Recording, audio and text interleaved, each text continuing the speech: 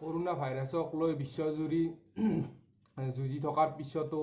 যেতিয়ালৈকে বিজ্ঞানীসকলে এতিয়ালৈকে কৰোনা ভাইৰাছৰ কোনো ধৰণৰ ভেকচিন উলিয়াব পৰা নাই আৰু ইয়াৰ পৰা আৰু ৱৰ্ল্ড হেল্থ অৰ্গেনাইজেশ্যনৰ পৰা এটা সতৰ্কবাণী আহিছে যে তেখেতসকলে এটা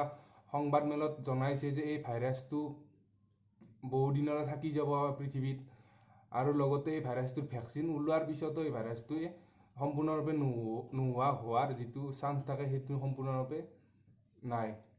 অৰ্থাৎ এই ভাইৰাছটো পৃথিৱীত থাকি যাব বুলি এজন বিজ্ঞানীয়ে এই সংবাদমেলত কৈছে We have a new virus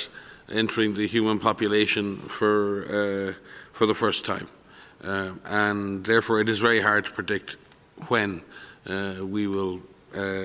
will prevail over it. What is clear, and I think maybe what Sumia may have been alluding to, is that the current seroprevalence, or the current number of people in our population who've been infected, is actually relatively low. And if you're a scientist and you project forward in the absence of a vaccine and you try and calculate how long is it going to take for enough people to become infected so that this disease settles into an endemic phase, and we may never, and I think it's important to put this on the table, this virus may become just another endemic virus in our communities, and this virus may never go away. HIV has not gone away, but we've come to terms with the virus, and we have found the therapies and we've found the prevention methods, and people don't feel as scared as they did before, and we're offering life to people with HIV, long, healthy lives to people with HIV. And I'm not comparing the two diseases, but I think it is important that we're realistic, and I don't think anyone can predict when or if this disease will disappear. We do have one great hope. If we do find a highly effective vaccine that we can distribute to everyone who needs it in the world, we may have a shot at eliminating this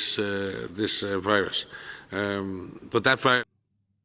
আৰু তেখেতে জনাইছে যে এই ভাইৰাছটো এডনমিক virus হিচাপে ৰূপ ল'ব, যিটো corona ভাইৰাছৰ অৱস্থিতিত তাৰমানে ইটো অঞ্চলৰ পৰা সিটো অঞ্চললৈ এই ভাইৰাছটো একদম তীব্ৰতাৰে বিয়পি যোৱাৰ সম্ভাৱনা কৰিছে। আৰু লগতে কৈছে যে এই ভাইৰাছটোত যেনেকৈ সৰুৱাই হৈছিল ভেকচিনো ওলাইছিল আৰু এতিয়ালৈকে সেই বেমাৰটো এতিয়ালৈকে যিটো ভেকচিন সেই ভেকচিনটো ওলাইছে, ঠিক তেনেদৰে কৰোনা ভাইৰাছৰো যদিহে ভেকচিন ওলায় তেতিয়াও এই ভাইৰাছটো সম্পূৰ্ণৰূপে নিৰাময় নহয়, অৰ্থাৎ এই ভাইৰাছটোৰ দ্বাৰাই সমগ্ৰ পৃথিৱীত এটা অঞ্চলৰ পৰা আন এটা অঞ্চলৰ সংক্ৰমণ হৈয়ে থাকিব বুলি তেওঁ ৱৰ্ল্ড হেল্থ অৰ্গেনাইজেশ্যনে বিশ্বাস কৰিছে। এই ভাইৰাছটোৰ যুঁজ দীঘলীয়া হ'ব বুলি সিহঁতে কৈছে, গতিকে